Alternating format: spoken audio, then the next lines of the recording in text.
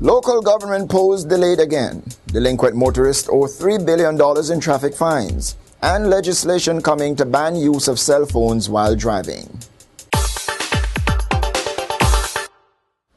After seeking and getting approval from Parliament for the postponement of local government elections late last year, the administration has once again signaled that it will push back the elections this time until March 2012. The government introduced 2 bills in Parliament on February 9 to postpone the elections.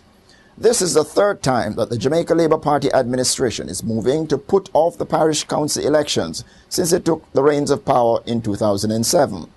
State Minister with responsibility for local government Robert Montague piloted the bills to postpone the elections. The bills listed 3 reasons for the proposed rescheduling of the polls. The administration says it wants more time to implement elements of the local government reform program. It is also seeking additional time to finalize plans to establish Portmore as the 15th parish. The administration has also expressed concern that the holding of local government elections could affect the collection of data under the 2011 Population and Housing Census. The government is owed a massive sum of $3 billion by delinquent motorists. Prime Minister Bruce Golding, who made the disclosure in Parliament on February 9, says the outstanding amounts represent unpaid traffic tickets. Government backbencher Derek Smith says the Inland Revenue Department has not received payment for about 1 million traffic tickets. Golding and Smith were contributing to a debate on a private member's motion moved by Central Kingston Member of Parliament Ronnie Thwaites. The resolution dealt with, among other things, issues relating to road safety. As a response to flagrant breaches of the law, the government has introduced an integrated traffic ticketing system in 7 parishes. Golding says the introduction of the initiative in the other parishes is expected in the next few months. Under the new system, a traffic ticket issued for an offense is registered immediately in a database and then downloaded to the court offices in the 7 parishes. The system, which was introduced in mid-November last year, has already issued 97,609 tickets as of January 26 this year. Meanwhile, the traffic police will soon be armed with handheld ticketing machines. The new system will match receipts against tickets, manage demerit points, report unpaid tickets, and manage warrants. The Prime Minister also announced that a new Road Traffic Act has been drafted. He says the bill will be brought to Parliament and debated before the House prorogues in March. Legislation is coming to ban the use of cellular phones while driving. Prime Minister Bruce Golding says the time has come for the government to draft statute to deal with the use of mobile phones while maneuvering a vehicle. He was contributing to a debate on a private member's motion in Gordon House, the seat of Jamaica's parliament. The motion dealt with issues of road safety. Golding says a recent analysis of road accidents showed an increasing number of back-end collisions. According to the Prime Minister, although the evidence did not go far enough to identify a reason for the increase in accidents, he had a suspicion that the use of cellular phones might be a major contributing factor. With the emergence of smartphones, Golding says drivers are not only texting, but browsing the internet and watching movies while driving. The Prime Minister advised the motorists to pull over if it becomes urgent for them to use their phones. The Parliamentary Opposition wants significant changes to the Corruption Prevention Special Prosecutor Bill. Several lawmakers on the opposition benches warned of great pitfalls in the proposed law.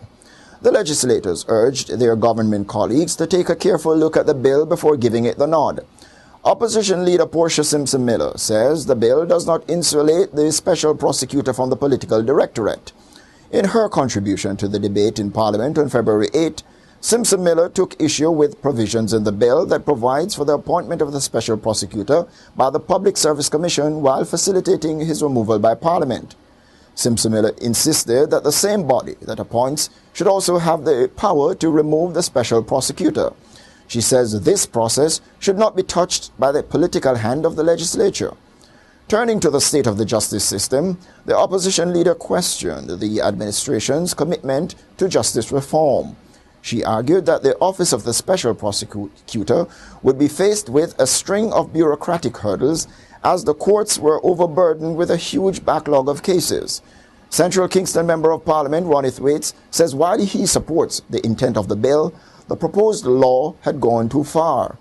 He says the law would strip parliamentarians and other public figures of their privacy, now that the Office of the Special Prosecutor would have access to the bank accounts of legislators.